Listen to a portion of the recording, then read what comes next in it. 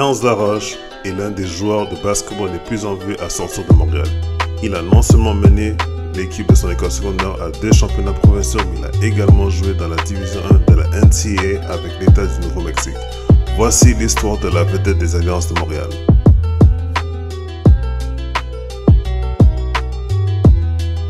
Bonjour, ici c'est Ernst Laroche, joueur professionnel de l'Alliance à Montréal-Nord avec mon gars Stats. Bienvenue dans mon quartier, on est à Montréal-Nord ici sur la carte pastel. Amis, bienvenue dans un autre épisode de mon émission de Stats. Mon nom c'est Emmanuel Divoupessé, sport journaliste. Je suis avec la vedette basketteur professionnel des Alliances de Montréal, Ernst Laroche. Comment ça va mon ami? Ça va bien, merci de m'avoir, c'est un honneur.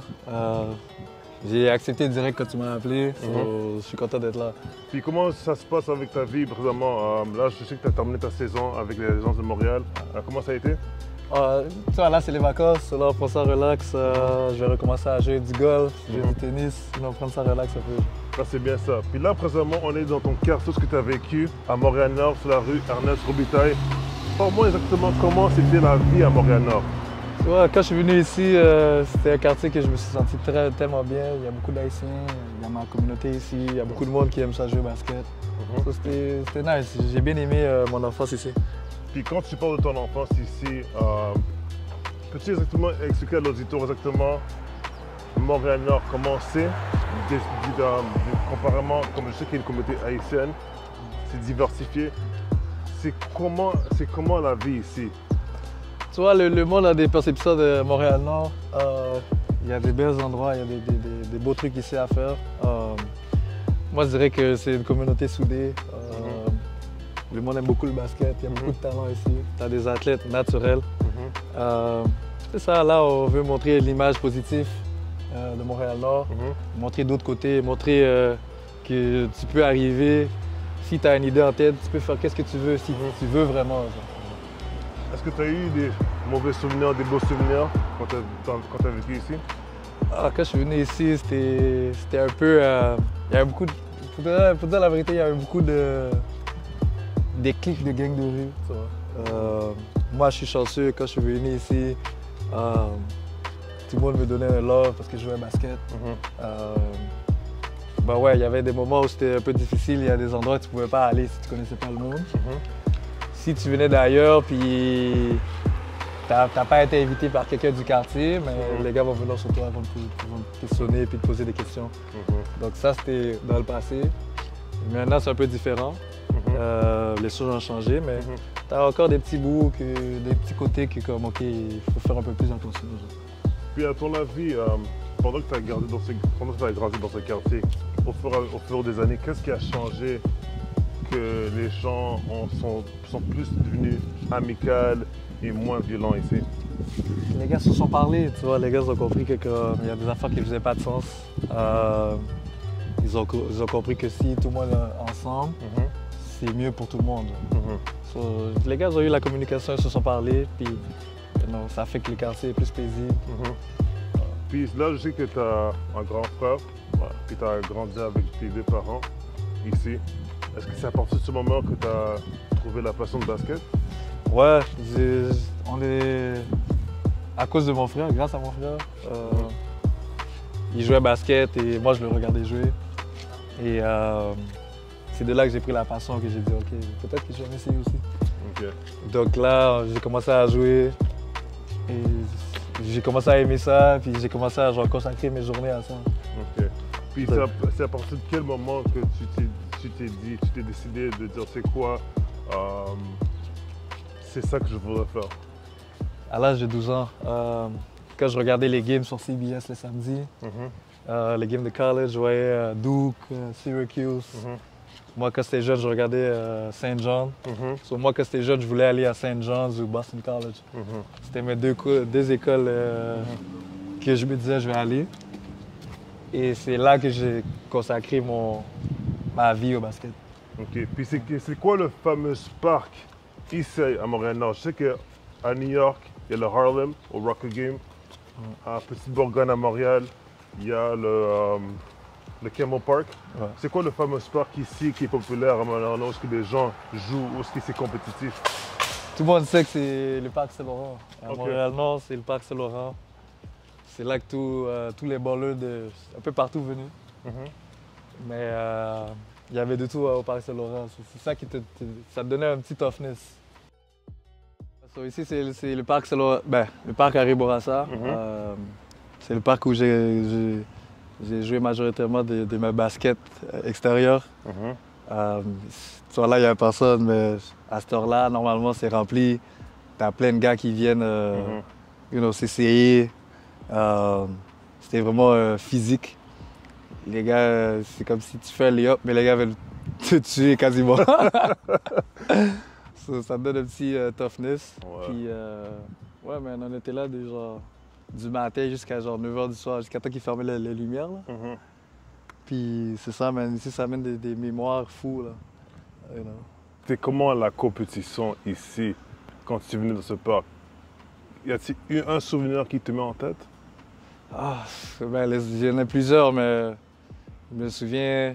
Tu vois, moi, je jouais au basket organisé. T'as plein de gars qui jouent au basket de rue.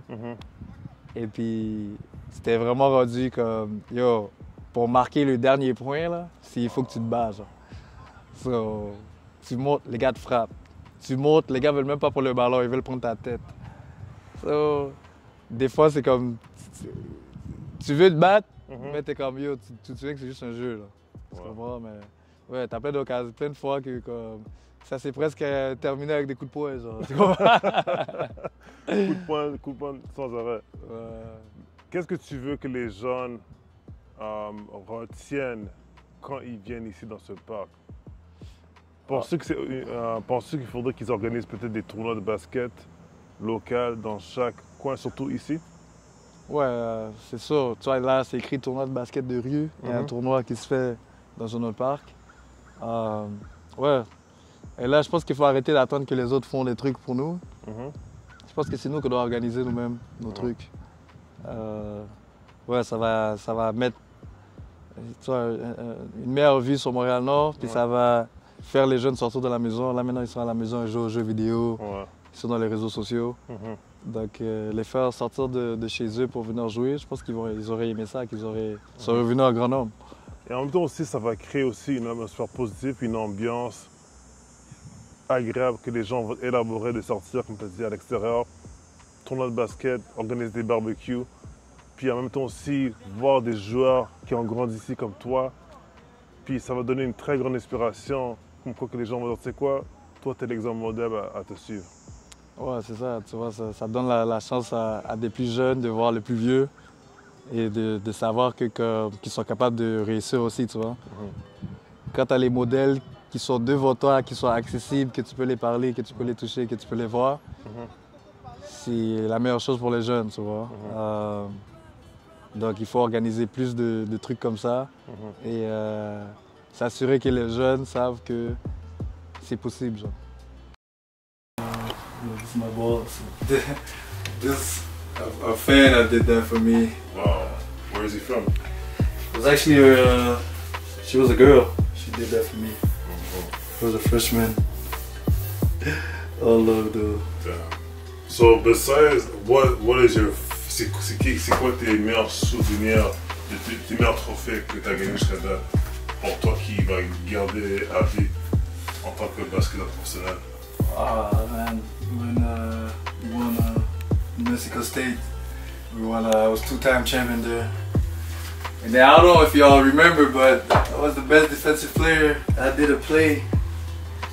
J'avais bloqué le gars, je suis tombé. Ouais, j'ai vu ça. So this best defensive player.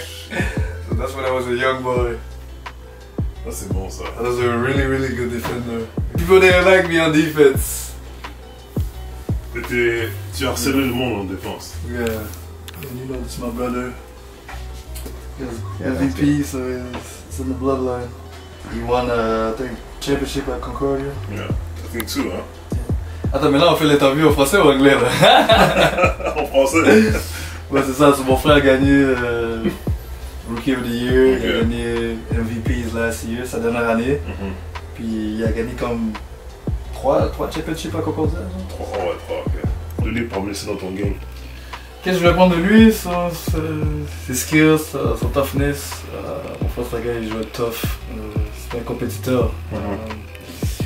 C'est ça que je voulais prendre de lui. Puis c'est ça, lui, peut-être, il voulait prendre de moi, peut-être. Tu vois, moi, je suis un gars qui travaillait beaucoup. C'est comme ça que j'ai progressé. Puis lui, quand il était à Concordia, c'était tellement facile pour lui que, tu vois, il s'est pas entraîné comme il devait. Mais tu sais qu'est-ce qu'il faisait? Ouais. Mon frère, c'est un gars qui s'entraînait beaucoup. Il s'entraînait musculation. Ça, il le faisait. Tout le temps. Même en cachette. Un moment donné, je rentre dans la chambre, je sais, parce qu'à un moment donné, je vois mon frère devenu bif. On habite dans la même maison, je suis comme, comment mon frère est devenu bif? Là, j'ouvre la porte, je vois mon frère en train de se cacher, en train de faire genre des curls là. Je suis comme, ok, c'est comme ça qu'il est big. Voilà, il faut que tu vois par derrière avant. Comment on Non, je sais, ça c'est en Asie ça. Ah, ok, c'est ça. Yo, arrête là, C'est en Asie, je sais. Mais c'est pas où en Asie? C'est en Chine. Chine, ok. Tu africain. Tu es africain? Ça c'est quel pays? Ça c'est Tunisie. Tunisie, ok. Hispano-americano. Ça c'est en Espagne? Non, c'est en Argentine. Argentine, ok. La Liga. Attends, on va montrer le de derrière avant. Quel que tu penses parce qu'il est marqué devant. Genre. Bon, moi je vois sûrement le 0, la roche. Oh Haïti. Ah merde d'enfant. Yo, comment les lettres sont marquées? Ok, ça je sais ça. Ah, ok, ça c'est Ukraine aussi. Ukraine, ouais. Ok, ça je devine encore. On devine encore. Tu vas être capable de deviner? Ouais.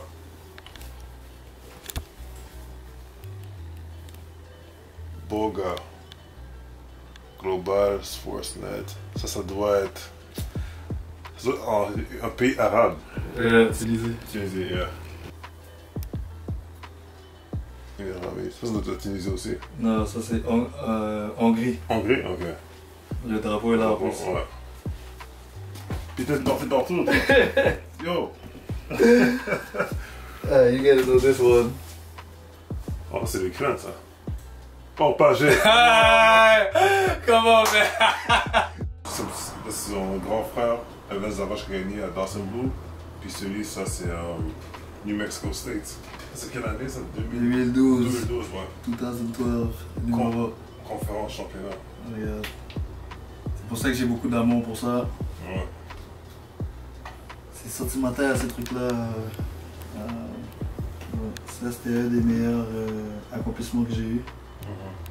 D'avoir gagné un championnat, c'est très difficile. Ouais, surtout dans la conférence où il y a des équipes qui sont difficiles. C'était vraiment difficile. Puis c'est pas tout le monde qui a la chance de faire le March Madness. Non. Et j'ai fait le March Madness. Et ça c'est ma mère, Jeanne Claudette Pierre. C'est elle qui m'a fait grandir, c'est elle qui m'a donné beaucoup d'amour. Elle a cuisiné de la bonne nourriture pour moi. Et elle était toujours là pour moi. Merci beaucoup pour tout. Ça c'est mon père Joseph Laroche, quelqu'un qui m'a montré c'était quoi travailler fort. Mon père était toujours là pour nous montrer la discipline et nous éduquer. Donc je remercie mon père. Mon père m'a supporté dans mon basket et il était là à presque tous les matchs des Alliances. Donc je voulais remercier mon père. Ça c'est mon père Joseph Laroche. C'est lui qui m'a donné aussi le vouloir de m'entraîner dans le gym. Mon père est toujours dans le gym, même à cet âge-là. Wow. Il a 72 ans et il est encore en forme. Donc, ouais, ça c'est la famille Laroche. Et merci d'être venu dans la maison.